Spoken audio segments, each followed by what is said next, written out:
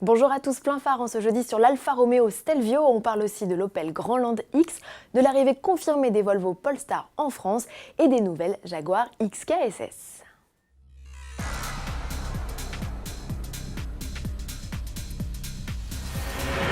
Vous frôliez l'overdose de SUV? Eh bien, je suis au regret de vous dire que la déferlante est loin de s'arrêter.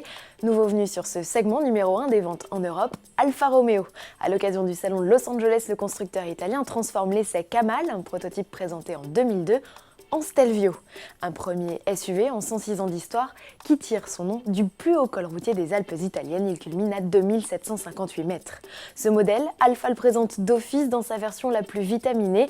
Le Stelvio Quadrifoglio s'offre ici un look plus sportif et embarque le V6 2,9 litres de 510 chevaux déjà présent sous le capot de la Giulia. Et ce n'est pas le seul point commun avec la berline, il partage également sa plateforme, ses motorisations essence et diesel et quelques traits de style à l'extérieur comme à l'intérieur. Certains y voient d'ailleurs une Giulia SUV plutôt qu'un inédit modèle baroudeur. Le Stelvio mesure 4,68 m de long pour 1,65 m de haut. Dans son viseur, les Audi Q5, BMW X3 et Jaguar I-Pace. Notons que le SUV Alfa Romeo sera proposé en 2 ou 4 roues motrices. Transmission intégrale qui, en condition optimale d'adhérence, enverra 100% du couple sur les roues arrière. Star du salon américain, le Stelvio est attendu en mars 2017 au Salon de Genève où il devrait se montrer dans une version plus civilisée. Le lancement pourrait quant à lui intervenir dans la foulée. À suivre. Et toujours à propos de SUV, Opel passe aussi à l'offensive après l'annonce de l'arrivée du Crossland X dans sa gamme, un SUV qui épaulera le Mokka X. Le constructeur est fier d'annoncer l'arrivée de leur grand frère. Bienvenue au Grandland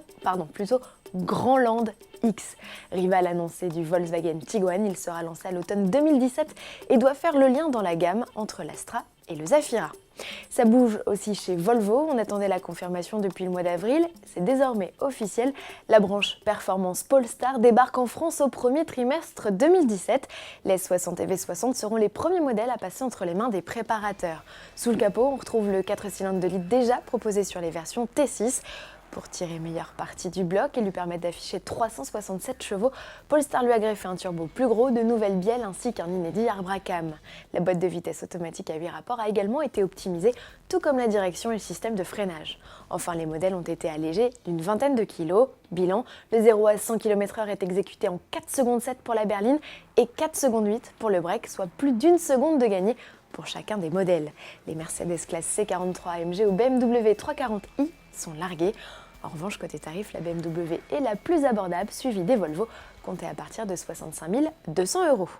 Terminons par une somptueuse vidéo signée Jaguar. Dans le cadre du salon de Los Angeles, le constructeur anglais a présenté l'un des 9 exemplaires entièrement reconstruits de XK SS. Souvenez-vous, au printemps dernier, SVO, la division personnalisation de la firme, s'était mis dans l'idée de refabriquer 9 modèles détruits dans l'incendie de l'usine américaine Jaguar de Browns Lane en 1957.